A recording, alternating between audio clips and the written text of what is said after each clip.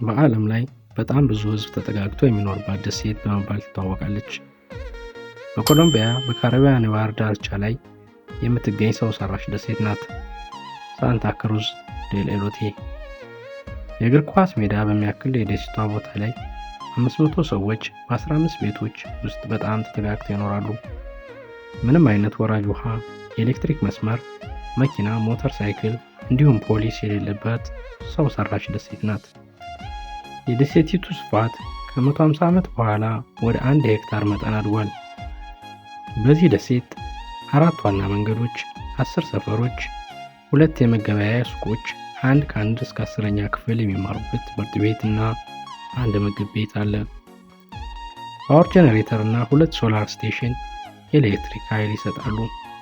በየዓመቱ በሺዎች የሚቆጠሩ ጎብኚዎች ደሴቲቷን ይጎበኛሉ።